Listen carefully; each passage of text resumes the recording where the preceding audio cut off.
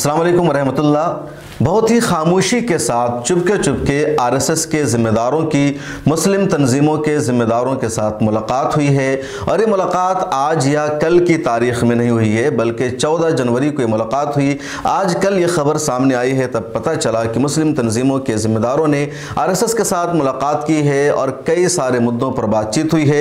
कुछ मुद्दे ऐसे भी शामिल थे जिसके लीक हो जाने के बाद मुस्लिम अवाम में, जनता में काफ़ी बेचैनी है, तशवीश पाई जा रही है और लोग सवाल कर रहे हैं कि आखिर मुस्लिम तंजीमों को, इनके ज़िम्मेदारों को ये राइट किसने दिया कि वो जा करके हमारा सौदा करे। पहले हम आपको बताते हैं कि मीटिंग कैसे हुई, किन लोगों ने मीटिंग में शिरकत की और फिर क्या बातचीत हुई। इस मीटिंग को ऑर्गेनाइज करने वाले, पूरा खाका तैयार करने वाले हैं शाहिद सिद्दीकी। साबिक मेंबर ऑफ पार्लियामेंट है और नई दुनिया जो मशहूर अखबार रहा है उसके चीफ एडिटर रहे हैं। तो इन्होंने पूरी मीटिंग तैयार की और इस मीटिंग में मौजूद थे दिल्ली के साबिक लेफ्टिनेंट गवर्नर नजीब जंग, अलीगढ़ मुस्लिम यूनिवर्सिटी के साबिक वाइस चांसलर ज़मीरुद्दीन शाह, शहाबुद्दीन और इस तरह के कई नाम हैं। मुस्लिम तंजीमों में जमात इस्लामी हिंद की नुमाइंदगी मौजूद थी और उसके सेक्रेटरी मलिक मोतसिम इस मीटिंग में मौजूद थे। जमयत उलमा हिंद मौलाना महमूद मदनी के ग्रुप की भी नुमाइंदगी मौजूद थी और इस तरफ से मौजूद थे एडवोकेट नियाज अहमद फारूकी, मौलाना अरशद मदनी की जमयत की नुमाइंदगी भी मौजूद थी और उनकी नुमाइंदगी कर रहे थे मौलाना फजलुर रहमान कासमी। अलीगढ़ मुस्लिम यूनिवर्सिटी के प्रोफेसर भी एक थे, जामिया मिल्लत इस्लामिया के भी एक प्रोफेसर मौजूद थे। इसके अलावा दरगाह अजमेर शरीफ के भी नुमाइंदा मौजूद थे और भी कई लोग मौजूद थे। तो इन सब की मीटिंग हुई। संघ की तरफ से जिन लोगों ने इस मीटिंग में शिरकत की उसमें मोहन भागवत का नाम शामिल नहीं है, अलबत्ता मुस्लिम राष्ट्रीय मंच के सरबराह इंद्रेश कुमार का नाम शामिल है, सीनियर प्रचारक रामलाल और कृष्णा गोपाल। तो ये तीन लोग संघ की तरफ से मौजूद थे और इधर ये सारे लोग मौजूद थे। संघ के जिम्मेदारों के साथ मुसलमानों की पहली मुलाकात नहीं है, बल्कि शाहिद सिद्दीकी ने 5 लोगों के साथ इससे पहले भी एक मुलाकात की थी और वो मुलाकात हुई थी मोहन भागवत के साथ। आपको याद होगा नजीब जंग उस मीटिंग में मौजूद थे जो दिल्ली के साबिक एलजी रह चुके हैं। शाहिद सिद्दीकी उस मीटिंग में मौजूद थे। साबिक chief election commissioner SY Qureshi मौजूद थे। उसके अलावा सईद शेरवानी उस मीटिंग में मौजूद थे और ज़मीरुद्दीन शाह। और ये दूसरे राउंड की मीटिंग हुई है संघ के जिम्मेदारों के साथ। उस मीटिंग में जिन मुद्दों पर बातचीत हुई उसमें सबसे पहले यह है कि दोनों यानी हिंदू और मुसलमान में कैसे इत्तेहाद को कायम किया जाए, इसी मुद्दे पर बातचीत हुई। मुसलमानों ने कहा कि आपके लोग लगातार हेट स्पीच देते हैं, मुसलमानों के खिलाफ नफरत फैलाते हैं और संघ के लोगों ने कहा कि जो लोग नफरत फैलाते हैं उनसे हमारा कोई लेना देना नहीं है, वो हमारे एजेंडा के मुताबिक काम नहीं कर रहे हैं, हम उनके साथ नहीं हैं।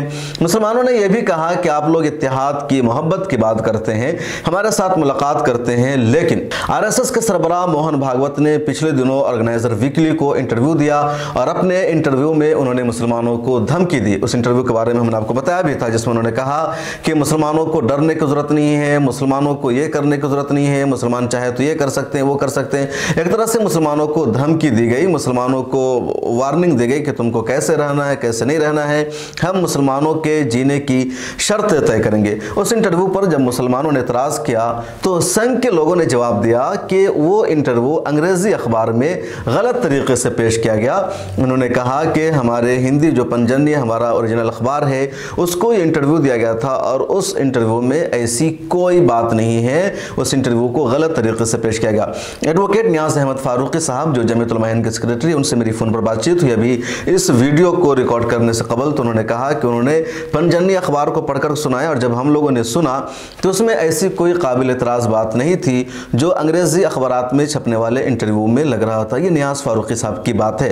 फिर मुस्लिम तंजीमों ने यह भी कहा कि अगर ऐसी बात है कि आपका इंटरव्यू कुछ और था और अंग्रेज़ी अखबारात ने, मीडिया ने उसको गलत तरीके से पेश किया, उसके अल्फाज को, उसके सेंटेंस को, उसके मफहूम को बदल दिया, तो फिर आप लोगों ने उसकी तरदीद क्यों नहीं की, हिंदी में बोले तो उसका खंडन क्यों नहीं किया। तो संघ के लोगों ने कहा कि हमारी पॉलिसी के खिलाफ है, मीडिया में अगर कोई छपता है, हमारे एजेंडा के खिलाफ कोई बात आती है, हमारी पॉलिसी के मुताबिक कुछ चीज़ें छपती है तो हम कभी भी उसकी तरदीद नहीं करते हैं क्योंकि हमारी पॉलिसी का हिस्सा नहीं है, इस वजह से हम लोगों ने इसकी तरदीद नहीं की। अब उनके इस जवाब से मुतमईन है या नहीं आपको फैसला करना है। वहाँ जो मुस्लिम तंजीमों का वफद मौजूद था उन्हें शरह सदर हो गया जो जवाब मिला और उन्होंने इत्तेफाक कर लिया कि हम सही है और हमारा जो एतराज़ है वो ख़त्म हो गया है। आपका एतराज़ ख़त्म हुआ नहीं, कमेंट सेक्शन में लिख करके बता दीजिएगा।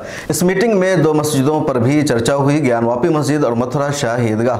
मुसलमानों ने कहा कि आप लोग लगातार मस्जिदों पर कब्जा कर रहे हैं, मस्जिदों पर दावा कर रहे हैं, जिससे देश का माहौल ख़राब हो रहा है, ऐसा नहीं होना चाहिए।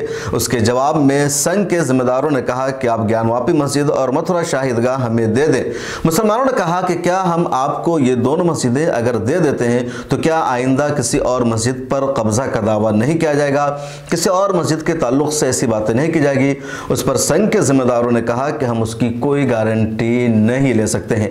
जमात इस्लामी हिंद के सेक्रेटरी मलिक मुतसिम साहब ने दरअसल बात रखी थी, कहीं से बात छिड़ी और मस्जिद का तस्कर आया और उन्होंने कहा कि मथुरा शाही ईदगाह ज्ञानवापी पर हमारा हक है और इसे मुसलमानों को हिंदुओं को दे देना चाहिए। उसके जवाब में मलिक मुतसिम ने यही कहा कि क्या ये दो मस्जिदें अगर आपको दे दी जाए तो आइंदा जो हमारी मस्जिदें हैं वो सब महफूज रहेगी, किसी और पर दावा नहीं होगा। इस पर संघ के जिम्मेदारों ने जवाब दिया कि उसकी हम कोई गारंटी नहीं ले सकते हैं।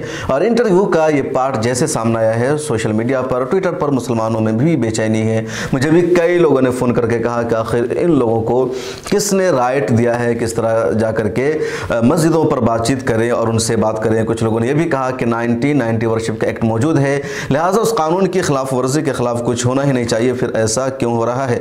तो ये सारी बातें उस मीटिंग में हुई है। इस मीटिंग में जो लोग मौजूद थे उनसे मिलने की कोशिश करेंगे, उनका इंटरव्यू करेंगे और बताएंगे कि क्यों इनके साथ मुलाकात की जा रही है, इस मुलाकात से क्या फ़ायदा होने वाला है, एजेंडा क्या होता है और क्या आरएसएस अपना मफाद हासिल करना चाहती है या मुसलमानों का फ़ायदा होने वाला है।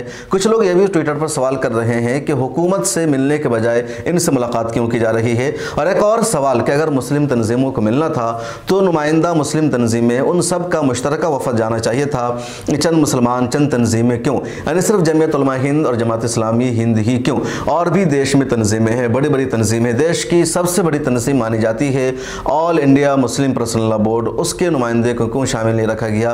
ऑल इंडिया मिल्ली कौंसिल देश की अहम तंजीमों में शामिल है, उसके नुमाइंदे से क्यों बातचीत नहीं की गई। ऑल इंडिया मुस्लिम मजलिस मशावरत एक बड़ी ऑर्गेनाइजेशन है, उसके नुमाइंदे को क्यों शामिल नहीं किया गया। मरकज़ी जमीयत अहले हदीस भी एक बड़ी ऑर्गेनाइजेशन है और हिंदुस्तान में एक मकतब फ़िक्र की ऑर्गेनाइजेशन नुमाइंदगी करती है, इनके नुमाइंदे को क्यों शामिल नहीं किया गया। तो ये सारे सवालात भी हैं, ये लोग शामिल क्यों नहीं होते हैं, चंद लोग ही जाकर के क्यों मुसलमानों की बात करते हैं।